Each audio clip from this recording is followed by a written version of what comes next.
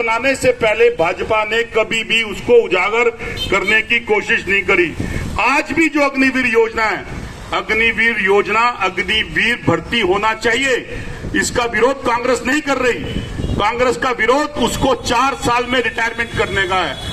एक उज्जवल भविष्य जो देश के अंदर अपने आप को तैयार करता है सेना में जाने के लिए, जब वो सेना में गया और 4 साल में उसको मात्र 11 लाख रुपए का सपना दिखाकर उससे रिटायरमेंट छीन ले, उससे उसका अधिकार छीन लेना, उसको रिटायर कर देना, क्या सरकार इसलिए चुनी गई थी? क्या देश के अंदर उज्जवल भविष्य वाली सेना, जिसके जो सेना का हमारा ओजस था, उसके आदमी को अग्निवीर का तमगा देकर 4 साल में रिटायरमेंट कर दिया जाए? ये विरोध है कांग्रेस का।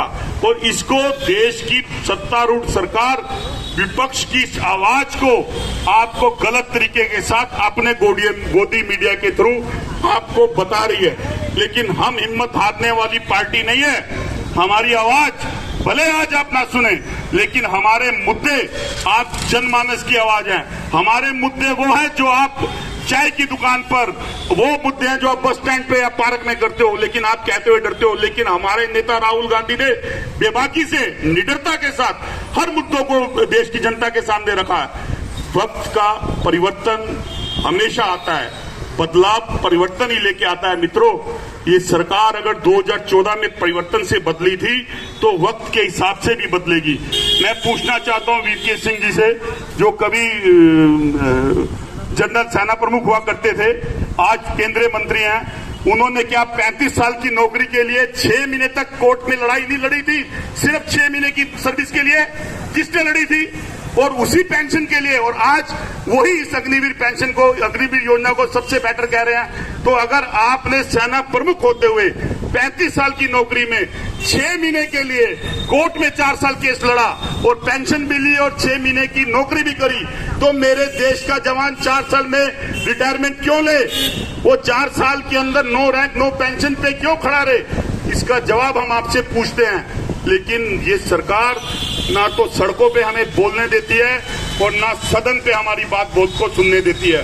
इस सरकार ने पूरी तरह से मीडिया और हिटलरशाही का तरीका अपनाते हुए अपने उन निर्णयों को, जो निर्णय उसके पूरी तरह से उसके हमारे दो पूंजीपतियों पे अधीन है, उसके ऊपर केंद्रित है। आप देखिए, बिरला की आवाज तो आपको सुनाई दी कि वो कह रहा है कि अग्निवीर लूंगा। क्या अडानी अंबानी ने बोला? तो इस चीजों को आपको सोचना और समझना पड़ेगा। कांग्रेस का विरोध विपक्ष का विरोध है। कांग्रेस का विरोध देश की उन जनता का आवाज है जिसको सरकार तुर्कमानी और हिटलरशाही फरमान के थ्रू देश की जनता पे थोपना चाहती है। हम उस विरोध को कर रहे हैं। अगर सत्ता या गोदी मीडिया ये कहता है कि कांग्रेस हर बात का विरोध करती है, तो वो झूठ और सिर्फ झूठ बोलती है।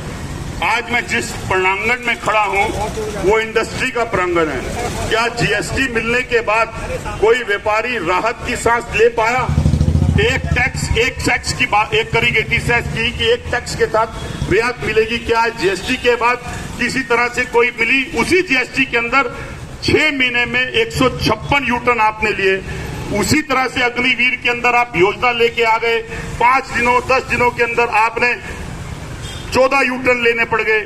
और एक अग्निवीर, बड़ी महत्वपूर्ण बात कहने जा रहा हूं दोस्तों, अग्निवीर जो 6 महीने तक ट्रेनिंग करेगा, 4 साल में रिटायर होएगा।